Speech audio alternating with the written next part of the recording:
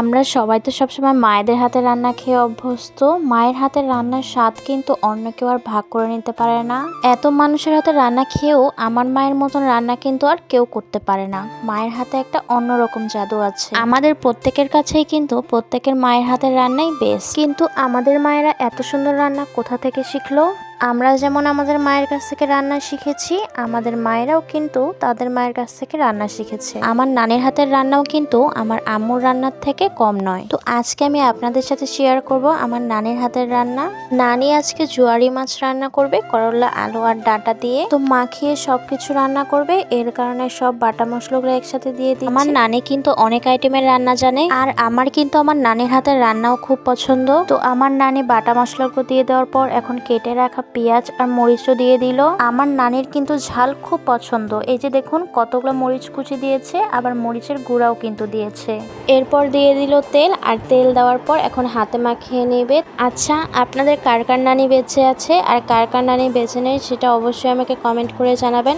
আর আপনাদের কার কার ভাগ্য হয়েছে নানির হাতে রান্না খাওয়ার সেটাও কিন্তু আমাকে অবশ্যই জানাবেন। আর আপনাদের নানির হাতের কোন রেসিপিটা আপনাদের সব থেকে বেশি পছন্দ সেটাও আমাকে জানাবেন। আমার তো সবগুলো রেসিপি খুবই ভালো লাগে। আমার নানি কিন্তু সব রান্না বান্না মাটির চুলাতেই করে, আর আমরা সবাই জানি মাটির চুলার রান্নার স্বাদ কিন্তু অন্যরকম।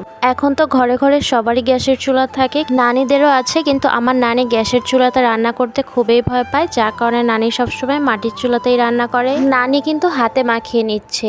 এখন অনেকেই বলতে পারেন আপু চুলাতে কি আগুন নেই, নানি কিভাবে এটা হাতে মাখাচ্ছে, নানির হাতে কি একটুও গরম লাগছে না? না, চুলা এখনো ধরায়নি। আগে হাতে মাখিয়ে নিয়ে তারপর চুলা ধরাবে। নানি কিন্তু খুব সুন্দর করে মাখিয়ে নিচ্ছে যেন সবজিগুলোর সাথে মশলাগুলো সব মিক্সড হয়ে যায়। আর মাখানোর সাথে সাথেই দেখুন কি সুন্দর একটা কালার এসেছে। এখন নানি এর মধ্যে আদা বাটা দিয়ে দিল। সবকিছু একসাথে মেখে নেওয়ার পর নানি এর মধ্যে এখন একটু পানি দিয়ে দিবে। খুবই অল্প পরিমাণের পানি দিয়েছে, কারণ তরকারিটা রান্না হওয়ার সময় এমনিতেই পানি উঠবে। আর এখন এর মধ্যে দিয়ে দিল জুয়ারি মাছগুলো। জুয়ারি মাছগুলো কিন্তু আগে ভেজেও রাখেনি, এমনকি হলুদে মাখিয়েও রাখেনি, তরকারিটার উপরে এমনি দিয়ে দিল। এখন এই মাছের উপরে হলুদ ছিটিয়ে দেবে। না, মাছের মধ্যে কিন্তু আলাদা করে হলুদ দিচ্ছে না, তরকারিতে কিন্তু এখন পর্যন্ত হলুদ দেয়নি, তাই মাছের মধ্যেই হলুদটা দিয়ে দিল। যাক, বুঝতে পেরেছি আপনি আমার ভিডিও ফার্স্ট থেকেই দেখছেন। হ্যাঁ, নানি ফার্স্টে হলুদ দিয়েছিল, আর এখন মাছের মধ্যে একটু হলুদ দিয়ে দিল।